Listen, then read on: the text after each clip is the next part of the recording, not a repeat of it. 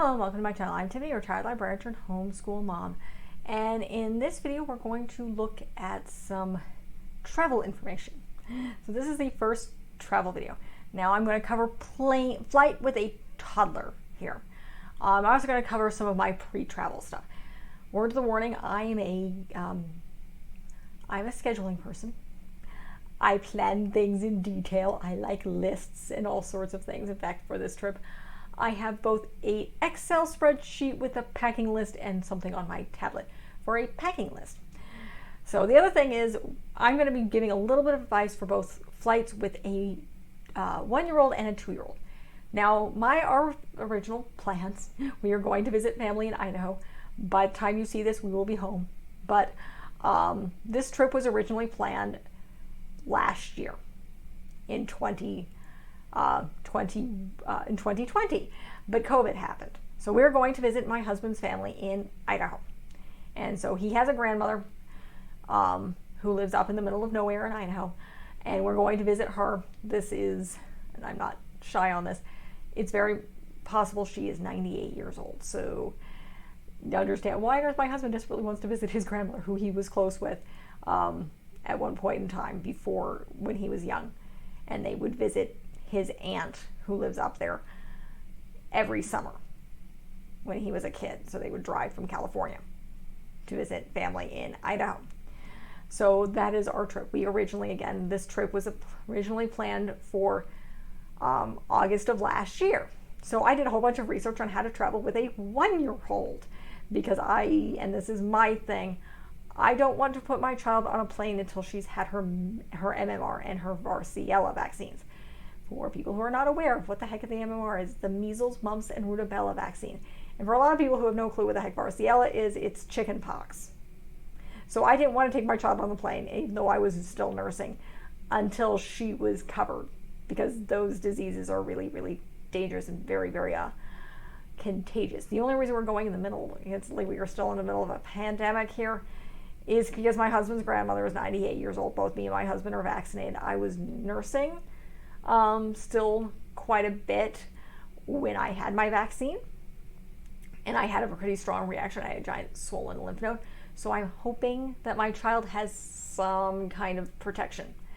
So for that, but I'm gonna cover a few things about traveling with a 1-year-old from my own research, how I travel, and kind of some of the research I've had with traveling with kids and what we're going to be doing. One of the big things, again, I'm a massive planner. So for trips, I will get a binder. Now, this is something I learned from my own mother, and print things out. Various reservations, from the hotels to rent-a-cars to tickets. I will have print copies. I know this is the age of technology, but technology doesn't always work. So it's good to have a hard copy of things. So I have a tendency to print things out. So if you want an example of mass insanity, this is a mess. This is a giant binder from my husband and I's honeymoon, which is a 3-week trip that we took to Eastern Canada, where we went to, we flew into Toronto, we went to Niagara Falls. My husband had a Scrabble tournament. We flew to Nova Scotia. We took a bus and then a rent-a-car. We took a bus to Amherst, highly recommended, little town in Nova Scotia. If you're fond of the poem In Flanders Fields, that's where the author's from. It's a little town in the middle of nowhere in Nova Scotia. We rented a car there and drove to Prince Edward Island over a very, very long bridge, pretty much the longest bridge across the North Atlantic, and spent some time on Prince Edward Island. Took a train out of Amherst to Old Quebec, and then I think we took a bus to Montreal, a bus to, I think it's Ottawa, the capital of Canada, a train to Kingston, where we went on a little cruise out to Old Bolt Island, which is, he was one of the founders of the Waldorf Astoria Hotel. He built this house for his wife, who died right before he completed it, and he abandoned it. So it is an interesting thing. So we went to Kingston, which is a little college town, for that, and then we went to Toronto. I don't recommend Toronto. We were miserable in Toronto. We did an Airbnb. It was a disaster. Otherwise, it was a pretty fun trip. But again, for that entire trip, I have a gigantic binder. It is a mess. I still have it. It has tickets and all sorts of things in it. But this was from 2018. So that is one of the things. For this trip, I have a much, much smaller binder. This is my binder for that. Again, I have hotel, plane reservations, and all sorts of stuff in here. So, and if I was going to do tickets to some place, I'd put that in that binder, so I have the physical copies. Occasionally directions in case phones don't work.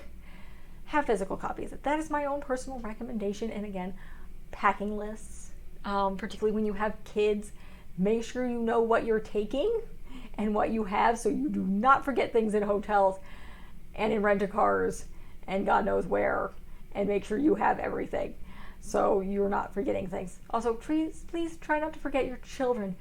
Remember Home Alone? They did this twice. Nobody in their sane mind would lose their child twice with that much insanity. But again, I'm a planner, and that is what I do. And I drive my husband crazy because I plan these things like down to the nth, and I have to stop myself. It's like, no, you cannot plan absolutely everything. But I'm crazy. So I'm going to go back to, I'm going to pull up, I have a script here, which is rare for my channel because normally I sound very robotic if I do this. So, all right, so let's on to basically pre-flight travel with a toddler or a baby. Now, this is one of my other things. As I mentioned, I personally choose not to travel with an infant just because I want to make sure they had that first round of shots. And so I would not travel until 2 weeks after my child's first birthday. So that is me. I'm very, very pro-vaccine. No, I don't want to argue about it. I'm very, very pro-vaccine, particularly when it comes to contagious diseases like the measles, the mumps, rubella, polio. Yes, that's very contagious. And chickenpox, poxy vaccines. I do to the flu. And as I said, me and my husband have that. We have our COVID vaccine. We got it months ago. My daughter, we're most likely going to try to get her one, but it's not out yet. So that is my opinion. My other big thing, and this is from what I've researched, and I know a lot of people will probably disagree with me, even if you have a baby, buy them a seat. I know it's expensive, but you don't, particularly the longer flights. I mean, if you're taking maybe an hour flight, it might be okay, but I think our flight to Idaho's maybe 2 hours, but of course we have a 2-year-old. So 2 and over have to have a seat, but 1 and under do not. Unless you have like a babe in arms, like we're talking infant, though normally they have rules. Your kids have to be a certain age to fly. Normally they want them like a month, at least a month or so, in many cases, to fly. Because they want to have at least some vaccines before they fly, and be a little bit older. But unless you can like get a bassinet for that kind of baby, you want a seat because you want them to have their own space. Again, that's the research that I found. I will link a lot of the people that I've looked at before. Most of them. Points Guy's a big one for travel. I have a tendency to look at him. I did a lot of research for getting a new credit card through him for travel. Let's see. Travel Mama is the other one. I'll pull down my list here of who else I looked at. Again, I will link these. A couple. Have Baby Will Travel is the other one, and then a Travel Car Seat Mom. And I will link all of these in the description.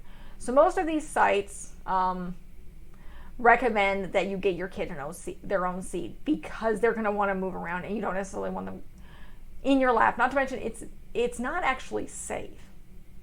I mean, if something happens, it's not safe to have your kid in your lap in a plane any more than in a car. So the other thing, and this is again debated, is do you bring a car seat on the plane?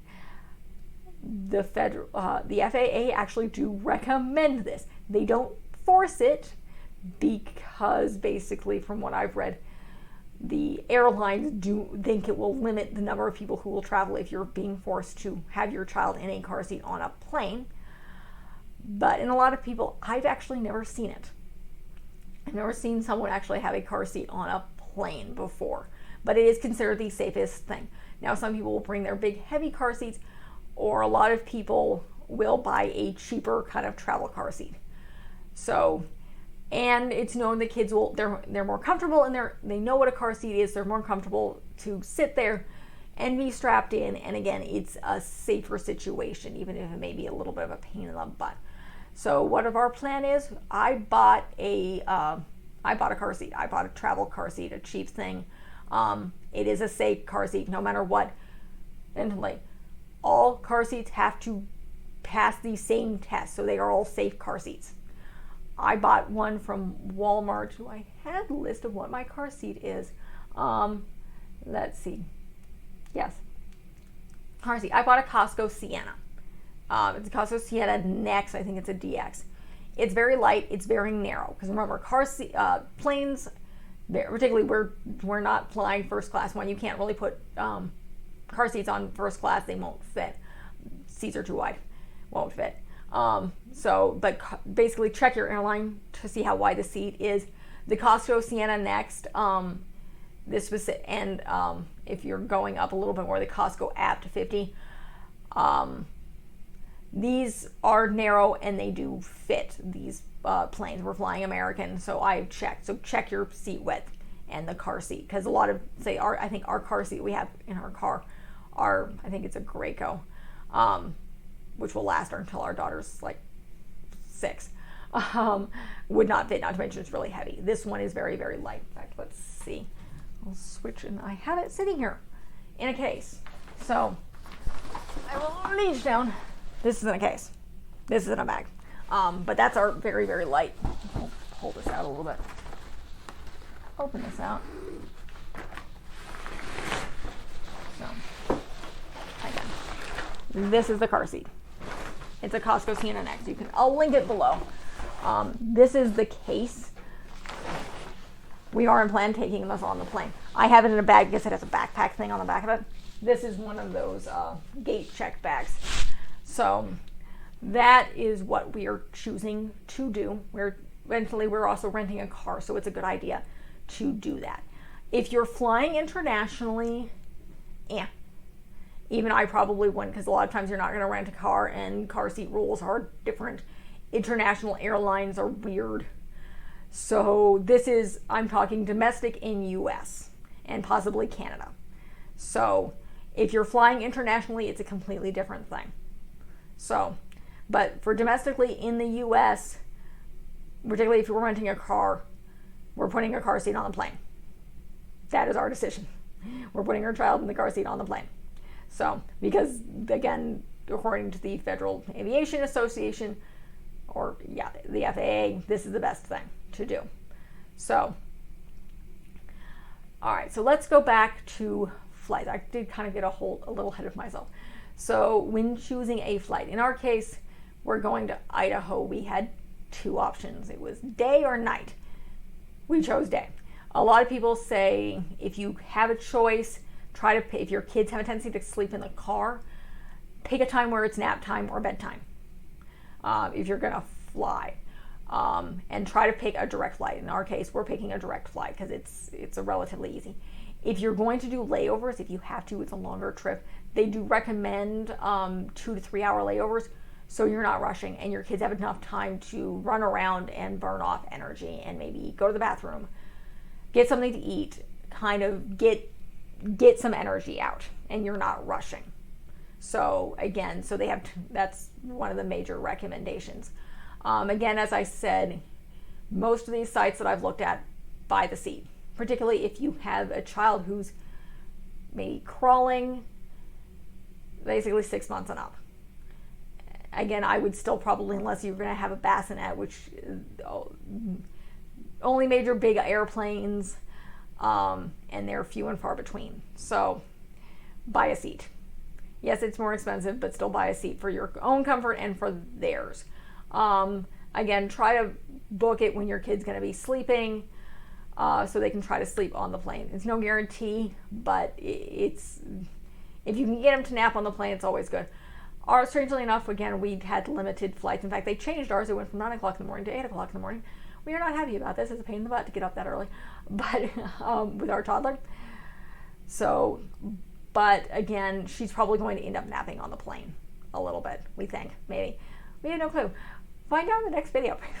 I will do another video on what actually happened. So, yeah, we have obviously, because our plans were delayed, our 2 and up have to have their own seat. So we have a seat. We plan to put her in the middle of both of us. So when to get on the plane? Oh, there's buried. Travel Mama says pre-board. Points Guy says both. Sometimes you can pre-board and sometimes don't. So there's pros and cons to both.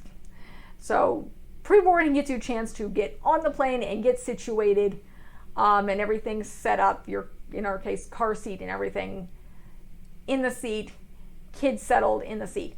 Drawback is your kid's on the plane longer. So you have that. Your kid is on the plane, waiting around, sitting longer. So it varies. It depends on what you want to do. In my case, what our current plan is, I plan to send my husband on the plane with the car seat and me stay off the plane with the toddler.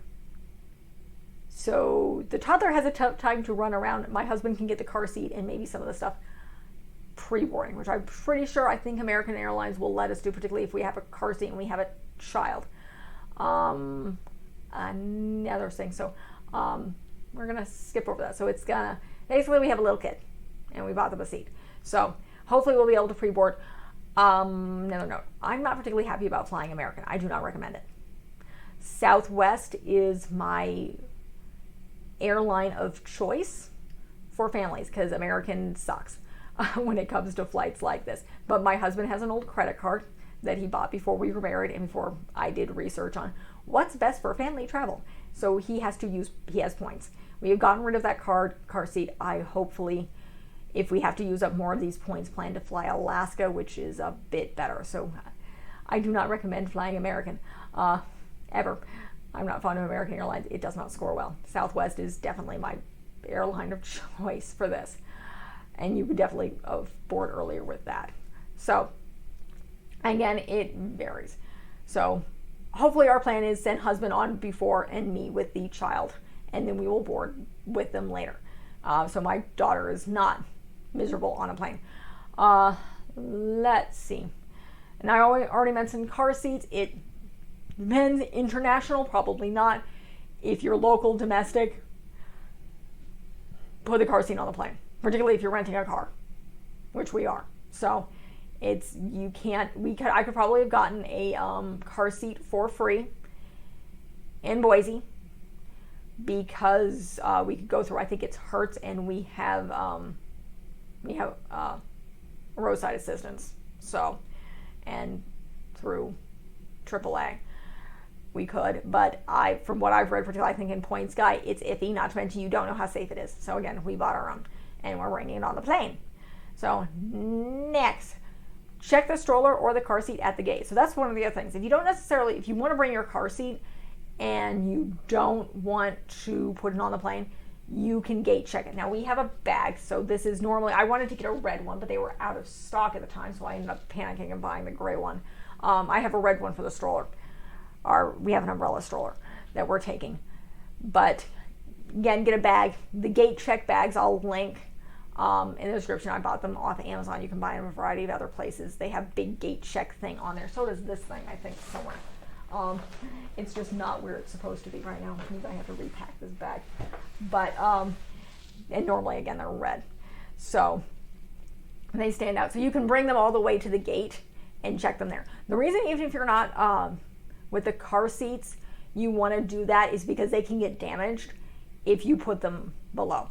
Now, some airlines force you to do that. In that case, get a bag with more padding than what I have here. Do not get a gate check bag. They even don't recommend it. You're going to spend a little bit more money on getting a bag that's going to protect your car seat from the rough handling of the baggage area. So if you can, again, gate check it. And you can do that with a stroller too. Again, it varies on side. Most standard umbrella strollers. We have a case. We're taking our umbrella stroller, and we'll gate check that, and they'll give it to us. back at when we arrive at our destination, so we can put our child back in it and go through the airport. And that's pretty much what they recommend. So, and again, it's the reason, again, it's less likely to get damaged. Originally, we planned to take our large hiking stroller, but it's not going to fit, and it's filthy because we've gone hiking with it since then. When we originally planned this, it was pretty brand new, and now it's not. So, and it's very, very big. So we're not taking that. I intended to rent one, but I couldn't find someone in the middle of nowhere in Idaho through various renting things. And I think we're going to borrow one through my husband's aunt, because she's been in this place for decades, and she was a teacher. So we're hoping to rent one, because our little umbrella stroller is not going to be good on some of the rough ground. So, but again, we're gate checking it. So that's what we plan to do. We have our little umbrella stroller. It has a bright red gate bag. So, and that's again what I recommend. I will link those below. So when on the plane, what to do? 1, buckle your child in once you get on the plane. As someone who once upon a time flew standby, that's pretty much non-existent these days, so it doesn't happen. But I thought I was going to have a seat on the plane, and somebody actually had their kid in their lap. So they are going to be, once everybody gets on the plane, they are counting seats to see if they have any empty and see if they need to call for somebody. Try to keep your kid in your seat. That's where the car seat comes in periodically. So try to keep your kid on the seat. I didn't end up getting on that flight, ended up having to get another one. Never ever fly standby. Just don't. My uncle had worked for the airline. He worked for Delta before he passed back in 2009 of a brain tumor. But he had worked for Delta. That's the reason I flew standby. I don't recommend it. And I talked to my husband, like, that doesn't exist because they overbook planes. All right, moving on to packing. Packing. Now, I have an Excel sheet, which is a packing thing. I used that. Let's see if I can see what it looks like. Do I have a printout from our trip to Idaho? From our trip to, did I put it in here? Let's see if I put it in here. No, I did not. I have, this binder is just, because it was a 3-week trip, it's filled with all sorts of things, and we have the vouchers from the Maid of the Mist and everything in here because Niagara. So I do not think I have that in here. I have a whole bunch of souvenirs. This thing it's good as a souvenir thing as well, because I have all our plans from that honeymoon trip so in there, so it helps keep those memories intact. But I have an Excel sheet. I also downloaded an app. I can't remember the name of it. I don't have my tablet because it's in the bedroom. But I downloaded an app, and it allowed me to add stuff so I can check stuff off that we do. Again, the Excel sheet is just something I put. I think it's a packing app that I found. I'll print out what we're taking. So, because I'm a list maker and crazy like that. But again, we have a kid, so I want to make sure we know what we have. So, if you can, and I researched this because not only did we have an Idaho trip cancel for us on 2020, we were originally planning to visit Seattle for, again, my husband to do a Scrabble tournament. So I actually planned to rent some baby equipment when we were there. And there's a couple different sites. I'd research it, the area. There's a variety of different sites to rent baby equipment. So you can rent pack and plays and large double strollers and toys and baby gates and various other things, and high chairs and booster seats and all sorts of stuff from basically travel rental companies. So I highly recommend that. I have not tried it. Once I do, I will make a video about it. But we're not doing that. Again, I originally tried to on this trip because I wanted to get a hiking stroller, and things changed. We've been planning this trip, besides once it got restarted, since like maybe January. So January, February is when we started replanning this trip. So it's, again, I originally planned to rent stuff, so things varied. So this is the other thing I found when it comes to packing. Pack double the baby stuff in case of emergency. Pack more diapers. Pack possibly more clothes than you might think. So particularly with the diapers and the wipes, always be careful with those. So we have a 2-year-old. No, she's not potty trained. We're working on it. We're actually planning on taking our potty seat with us. So we're working on it. We need to work on that more. But we have diapers. One of the things that I have done is I have a little wet dry bag that I have baby wipes and several diapers, and then this is one of our tricks. We use puppy pads for changing. So even at home we use, particularly with now these days, we just, for poop, we buy puppy pads. Because yes, you can buy like disposable baby pads, but the puppy pads are cheaper. The same with if you want to dispose baby diapers in a bag. The poop bags for dogs are a whole heck of a lot cheaper than babies. So we use those as well. So if we have to change specifically a poopy diaper on the plane or in an airport, we plan to be nice and put it in something like that. Because again, I don't want to torment people who work in airports and restaurants and things, because I'm a nice person, at least most of the time when I'm not cranky with a toddler. But I try not to torment these people, so I try to prevent them from having to touch poopy, smelly baby diapers. So we bring those, and I have a little bag with that stuff, as is recommended. Like, have basically a small diaper changing kit with you, and I have wipes in that bag. So it's only about this big. It's relatively small. Again, I had bought a bunch of wet dry bags when I was originally planning to do cloth diapering, which I didn't entirely end up doing. I ended up using cloth diapers over biodegradable, regular disposable diapers because it was easier. So, moving on. Pack extra clothes for both you and baby. Oh, the stories I've read when I've researched this stuff, where baby had pooped on you or thrown up on you or something of the sort. So not only does baby need clothes, but you need a spare set of clothes. So, and possibly for both parents. I intend to do that again. I have another one of those wet dry bags. Intend to pack an extra pair of clothes for everybody. Just a light pair of something in case of something happening. So yeah, do that, not just for baby, but for you. So let's move on. So children's let's see, what is it like? Basically someone recommended children's earplanes work for kids. So this is earplugs to protect their ears. What we don't understand a lot of times, it's not just air pressure, but it's all the sounds. So it's really, really loud.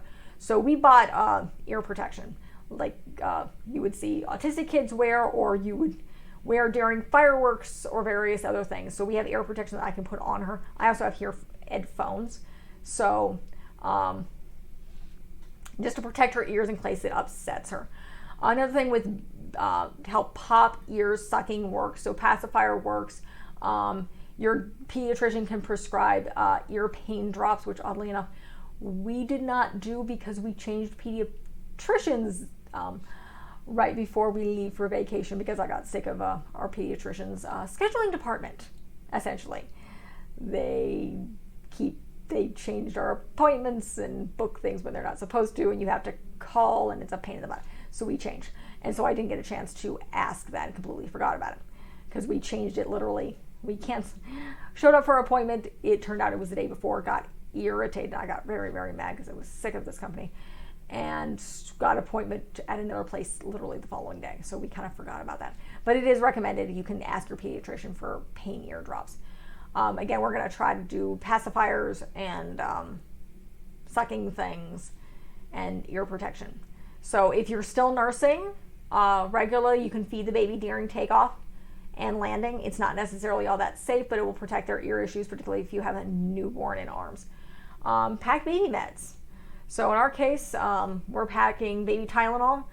I use melatonin, both myself and my toddler, to help us sleep sometimes. So I have that.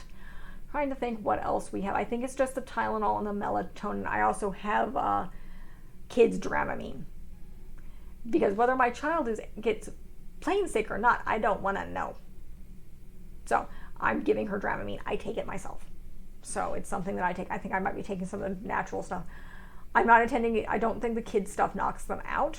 My mother used to use Dimetap, or I think because by the time we were older and flying, yes, my mother intentionally knocked us out. She might have given us Benadryl, which does not work on my child that way. It either makes your kid awake and asleep. So if you don't know, don't try it on the plane. We tried that when my daughter was actually itching, prescribed by a doctor.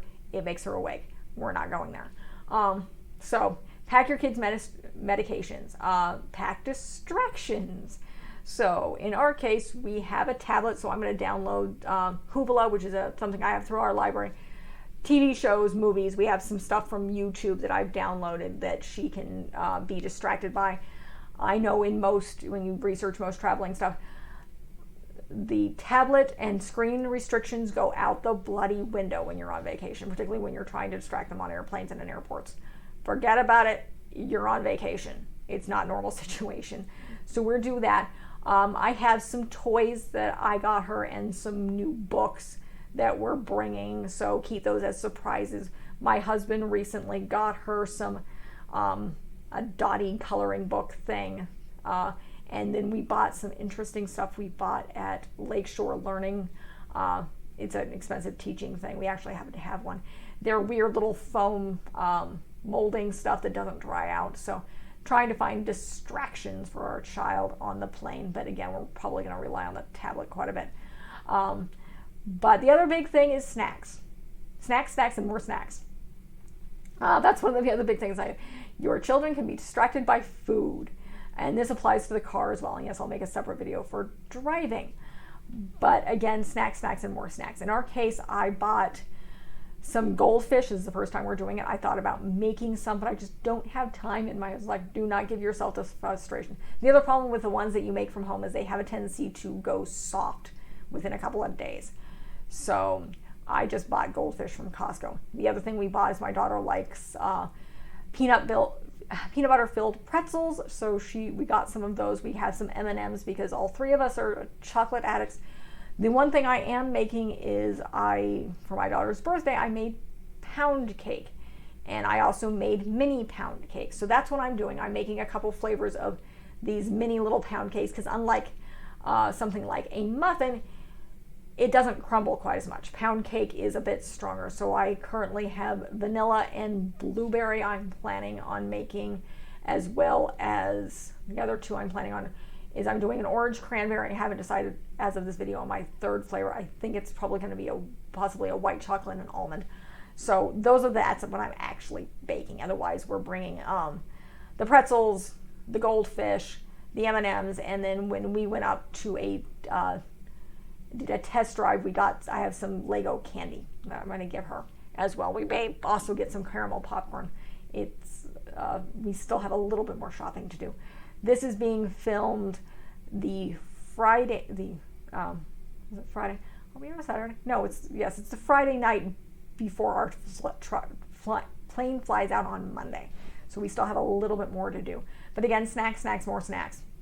So that's the big thing. It's everything I read. Snacks can be a distraction. Chewing can deal with ear popping. So snacks, more snacks.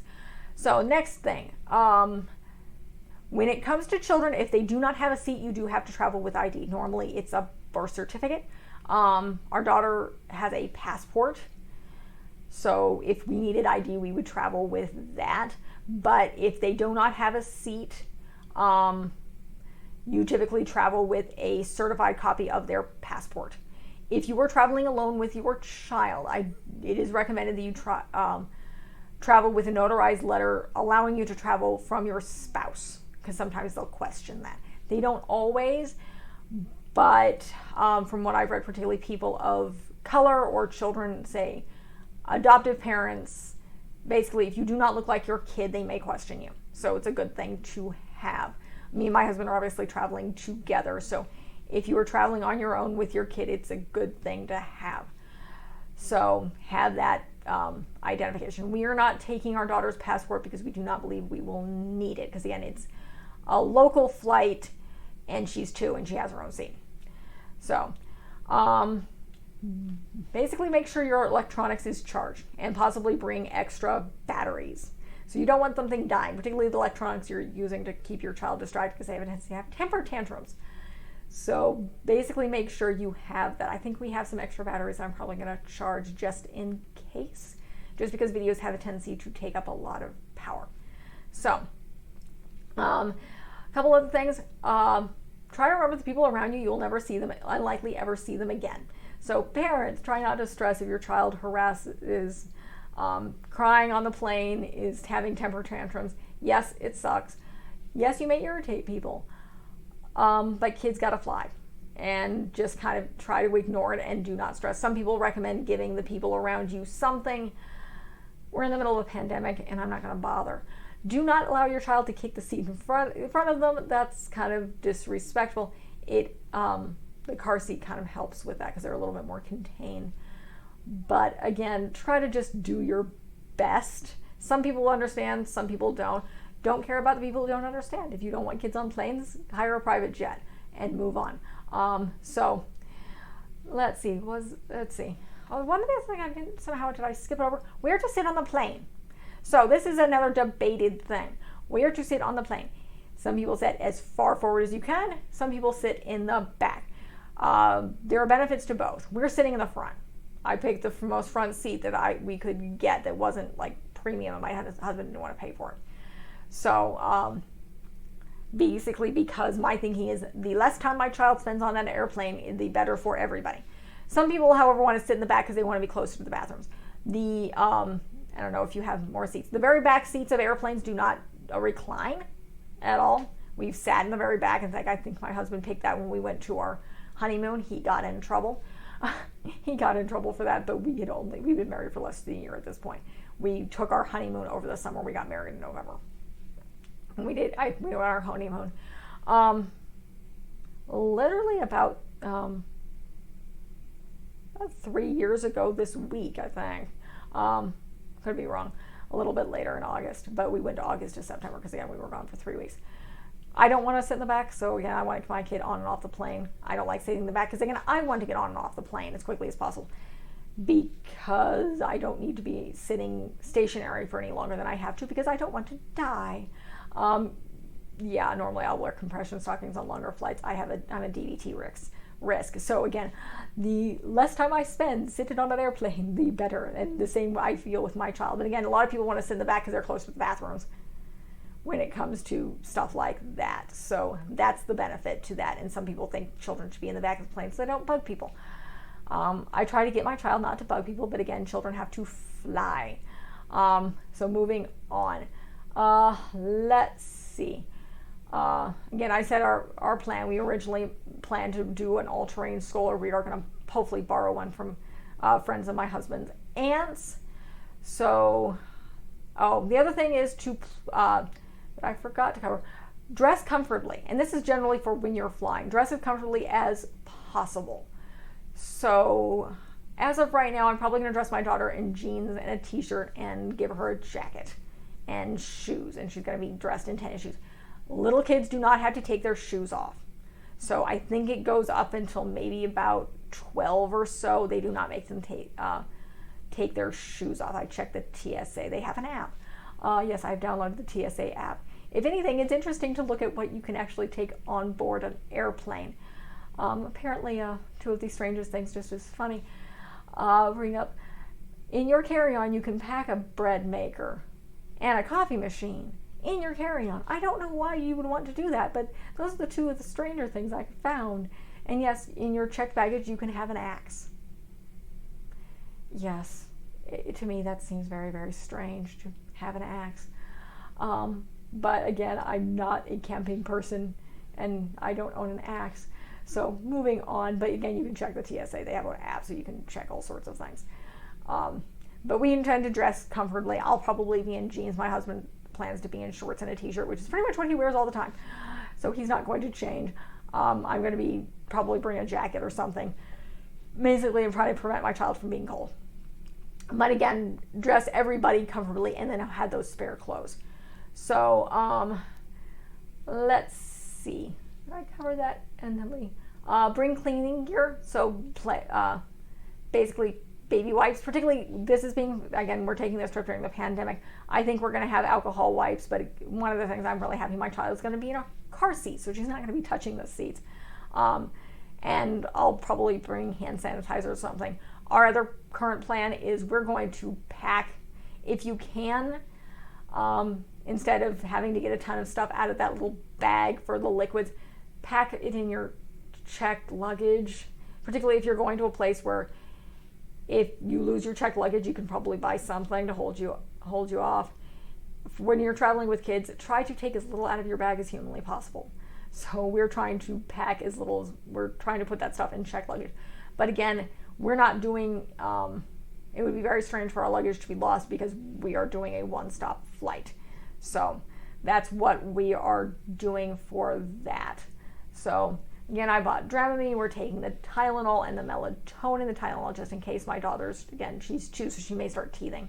And I don't want to be without the Tylenol. So we have the ear protection in case she's overwhelmed by the noise. I specifically bought, and I did an entire book video on this. I bought specific books for Idaho and our hometown of Phoenix where we're at, so we can read those, and those are brand new books. I bought some airplane books. Again, check out I will link this in a travel playlist on the books that I bought for this trip. My daughter loves them. We are planning on taking my tablet. My husband's taking his laptop, and my toddler has a tablet. Now, this is a COVID-19 pandemic, so we have masks. Me and my husband have masks. We do have masks for our daughter. So, but again, right now, those are the rules.